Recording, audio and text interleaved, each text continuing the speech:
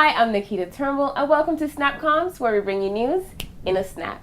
Today we're talking about Anti-Bullying Week, and joining me to speak about the week are Mr. Jovan Cline, school counselor at the Elmore Stowe High School with responsibilities over the 8th grade, and school counselor for the Alexandrina Maduro Primary School and Virgin Islands School of Technical Studies, Ms. Shaunice Leonard.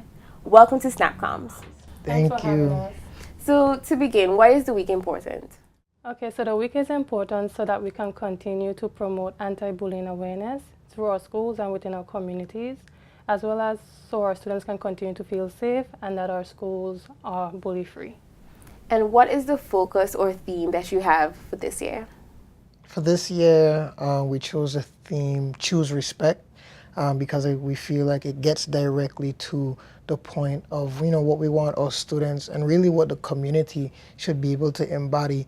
If I respect you and you respect me, then there will be no point of, conflict where even if we have a difference, we will respect each other enough to be able to come to an understanding and walk in a way where, you get a piece of what you need and I get a piece of what I need to go forward.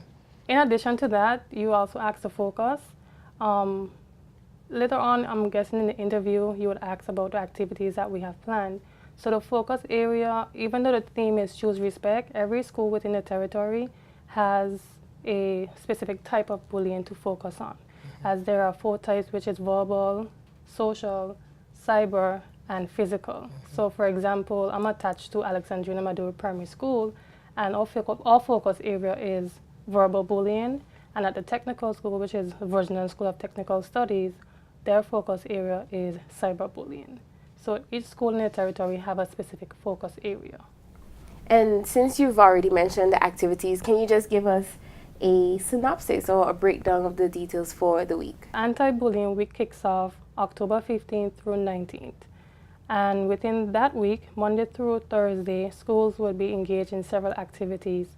The counseling unit under the Ministry of Education, we have brainstormed and came up with several initiatives that we can go back to our respective schools and do with our students and the student population. For example, implementing an anonymous Dropbox where students can report. I have another channel of reporting bullying. Also a door decorating competition, students making pledge to stand up against bullying, as well as pre and post survey. So those are just some of the initiatives or activities that some schools will be engaging next week. And with some of the activities, for example, the video competition, they have their own titles to them. So for example, for the Elmore Stowe High School, where I'm a counselor over 8th grade, the topic that we have to focus on is why do bullies become bullies? So we're really engaging the students to think about what they're doing and not just, putting things together, but, having them consider, the source behind the whole issue and, come up with some real solutions. So here in the BVA, do you really think that we have bullies, or is it just children being children? We definitely have bullies. The thing about it is, culturally, there's a lot of the bullying activity is, for lack of a better term, dumbed down because we've gotten accustomed to, terms like rotten and, the idea of, having to toughen each other up and things like that. But really it does get out of hand. And we lose the understanding of consideration and respect when we're just pushing one side to, oh, it's nothing, When really, if I'm coming in and I'm talking to you about your mother, for example, we hear that a lot. You don't know my home situation. You don't know, if my mother is around. You don't know what our relationship is. So just to continually harp on that, it affects the person or the victim, for a better word, who has to face that. And any action, any word, anything that's done to somebody that continually beats down on their self-esteem that is a form of bullying. In addition to the activities that I mentioned earlier, we also have two major competitions across schools, which is the anti-bullying video competition that Mr. Cline just spoke about, and he was a bit detailed about it. In addition to that video, we also have an anti-bullying banner competition across schools. And the banner competition, the due date is October 16th, where we'll have somebody visit the schools and, judge the banners, and the school will be announced the winner, both primary and secondary. In addition to the video, the public will have an opportunity to view those videos. They will be submitted on the 19th of October. So the public would have an opportunity to view the videos, and the schools with the most likes would receive a prize. And in addition to those two competitions, on Friday, which is the culmination of all the week's activities, will be our anti-bullying rally. It is slated for 1 p.m. Every school within the territory would have about 25 to 30 students representing their school during the rally. The rally would take place from the festival grounds right through the Central Administration Complex, and immediately right after we'll have a brief ceremony. So you mentioned that there are 4 types of bullying: verbal, social, cyber, and remind me of the last one? Physical bullying.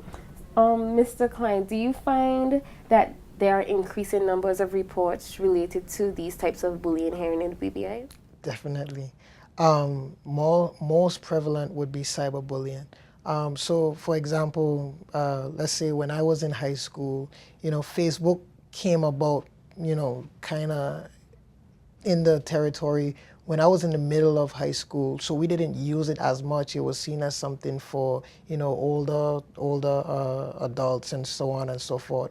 So we didn't use that as much. So for a student in school who was going through some problems, who might have been teased, once I leave school, I leave that zone, I leave that teasing, nobody can get to me.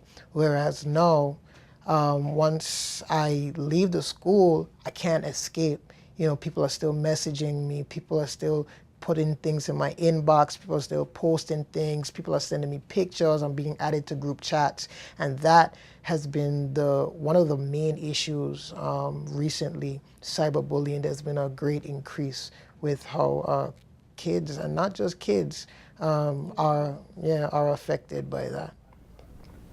So now that we recognize that there is a problem and increasing numbers of reports, what can parents do to get involved in reducing bullying? Okay, so parents play a key role in preventing and helping to reduce bullying.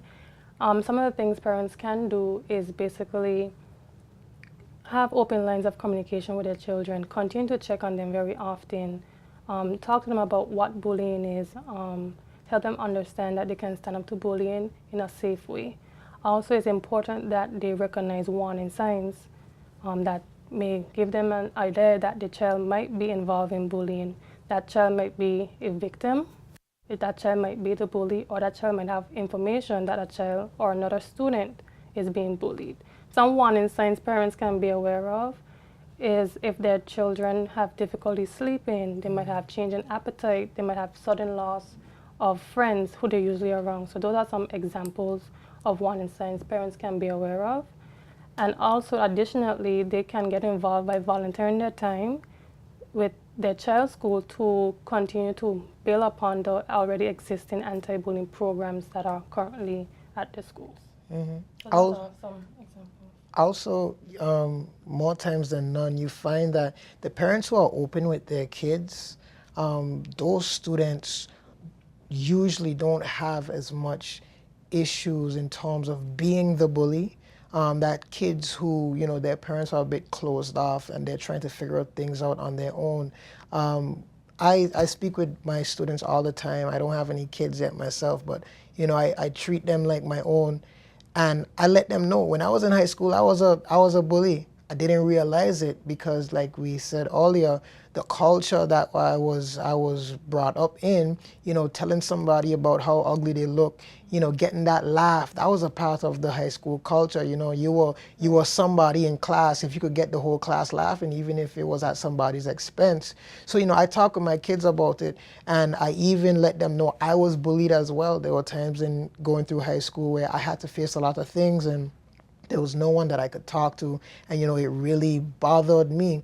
And as a parent, if you explain to your child the things that you have had to go through, it gives them perspective. So when they, you know, are thinking to tell someone something that might hurt them, they'll remember, you know, my mother had to face this, my father had to face this, and they told me how much it affected them. They told me, you know, how it threw them off, or you know, where they are now because of it. I don't want to do that to somebody else. Or they might even say, you know, when they see someone being bullied, they'll remember that, you know, my mother was hurt by a bully, my father was hurt by a bully, and when they see somebody being bullied, they're gonna know, you know, I need to step in to stop this from happening because it's been happening for too long. So being open with your kids is definitely a way parents could help. Thank you so much, Mr. Cline and Miss Leonard, for joining us here on SnapComms. And everyone, please remember to choose respect, correct? Yeah. Yes. Thank you. Thank you. That's it for today, guys. I'm Nikita Turnbull signing off. Be sure to tune in for your daily feed of SnapComms, where we bring you news in a snap. Subscribe to our YouTube channel, Twitter, and Facebook at BVI Government and Instagram at GISBVI. SnapComms is brought to you by the Disaster Recovery Coordinating Committee, Government of the Virgin Islands.